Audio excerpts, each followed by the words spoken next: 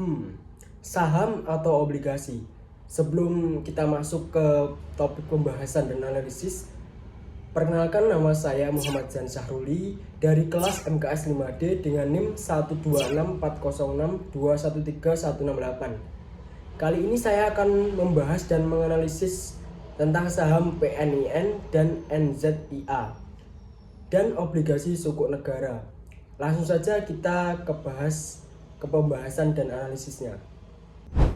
Saham yang pertama ini adalah PNIN, yaitu PT Peninvest Tbk yang didirikan pada tanggal 24 Oktober 1973 dengan nama PT Pan Union Insurance dengan maksud dan tujuan menjalankan usaha di bidang asuransi kerugian.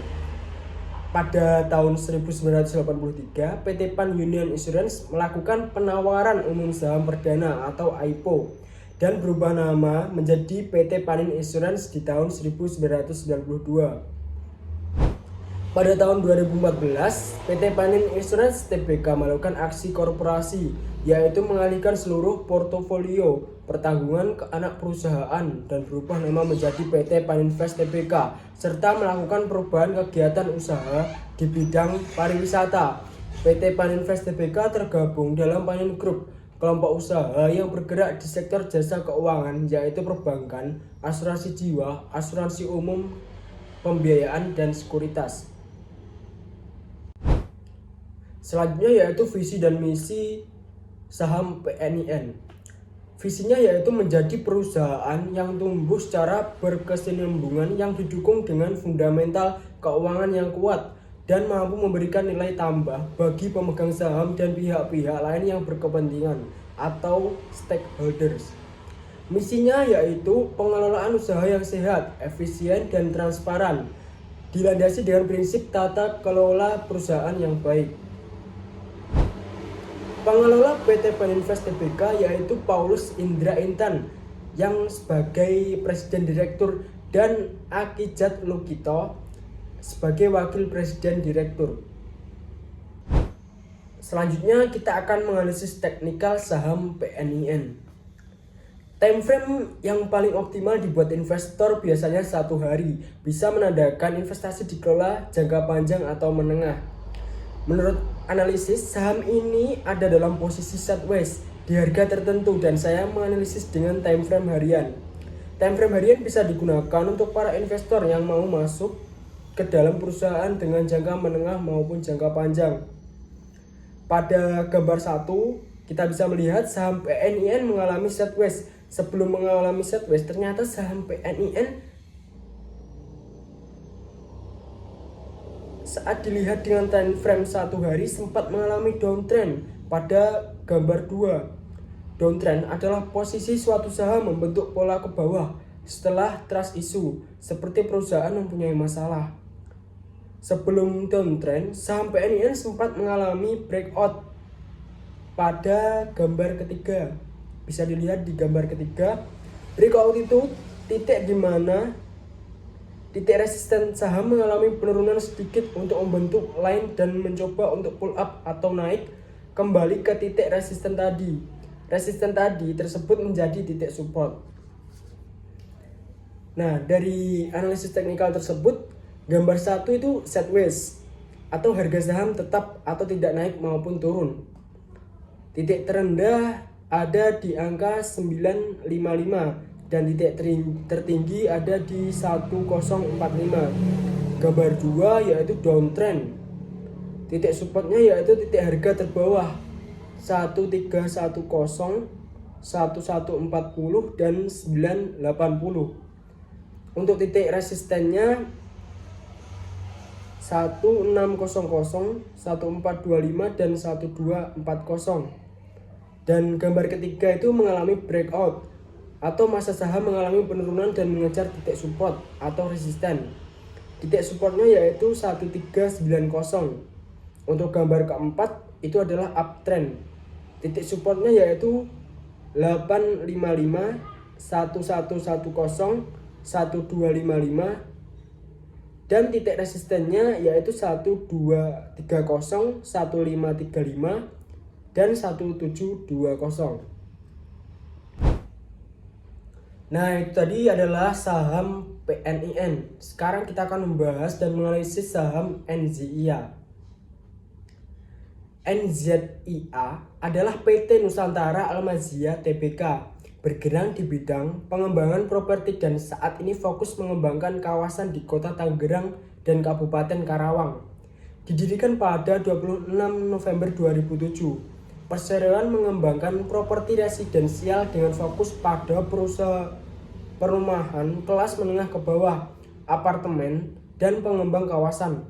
Beberapa proyeknya adalah CKM City, Klaster Saung Indah, Klaster Nusa, Apartemen Paris 88, dan Nusa Residence. Perseroan memiliki 2 kantor, yang pertama di CKM City, Karawang, dan yang kedua di Tangerang. Visi misi saham NZIA adalah menjadi pengembang dalam bidang properti yang berintegritas dan terpercaya. Untuk misinya, membantu meningkatkan kualitas hidup masyarakat dengan membangun perumahan dan area komersil yang berkualitas dan terjangkau, mengelola dan mengoptimalkan investasi, sehingga dapat memberikan manfaat bagi investor dan para pemegang saham. Untuk pengelola yaitu Nofrizal Setiawan sebagai Presiden Direktur dan Caesarika Dwiskar Palupis sebagai Wakil Presiden Direktur. Selanjutnya yaitu kita akan menganalisis teknikal saham NZIA. Saham NZIA juga mengalami sideways dengan titik support 90, resisten 132 pada gambar 1. Sebelum mengalami sideways, mengalami breakout dengan membentuk titik support di harga 182 pada gambar 2. Posisi breakout titik support menurun dan mencoba bangkit mengejar titik support atau resisten, mengalami penurunan di titik 137. Nah, sempat mengalami downtrend pada gambar ketiga dengan titik bawah 198 dan 164 dan titik atas 290, 258 dan 206.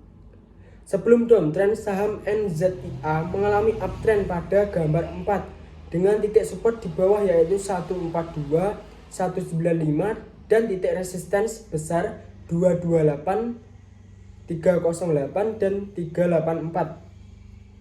Nah, kembali pada gambar 1 yang mengalami sideways. Biasanya para investor memantau dengan melakukan pengamatan terhadap faktor inflasi maupun kondisi perusahaan dalam keuangannya.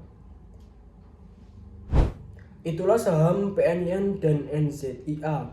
Selanjutnya yaitu obligasi sukuk negara.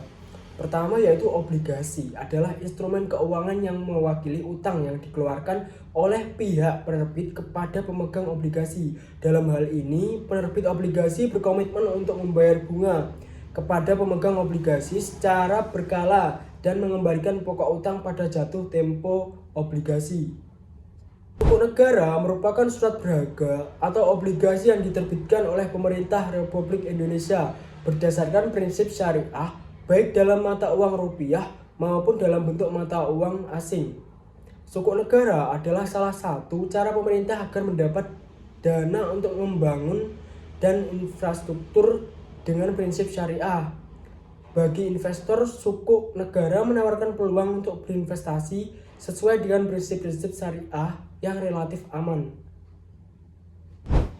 Ada juga manfaat berinvestasi di sukuk negara. Investor akan mendapatkan beberapa manfaat sekaligus dalam berinvestasi di sukuk negara.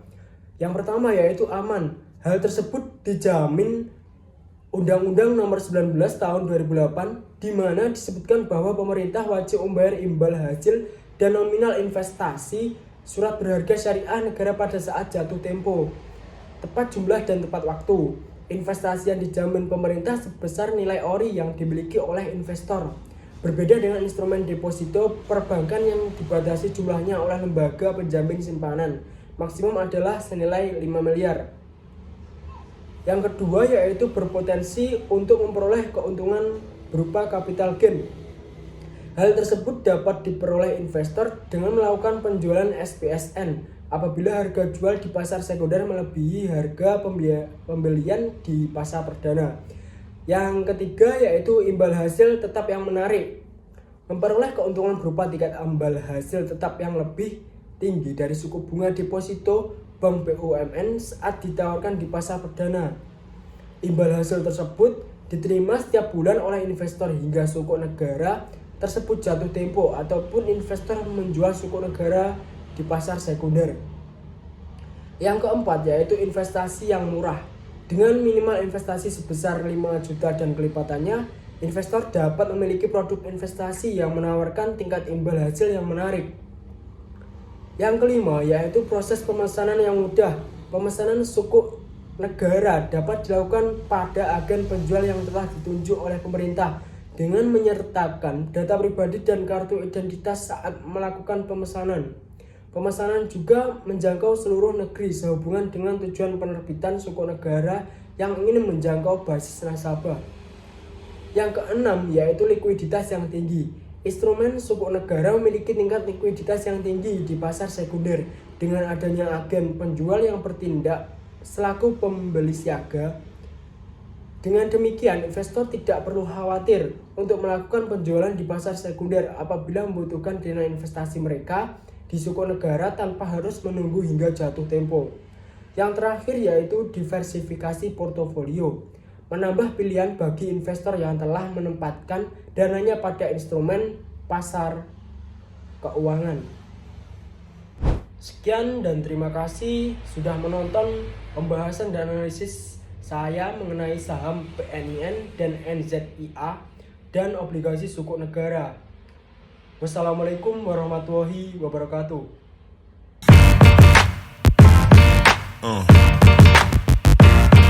Yeah.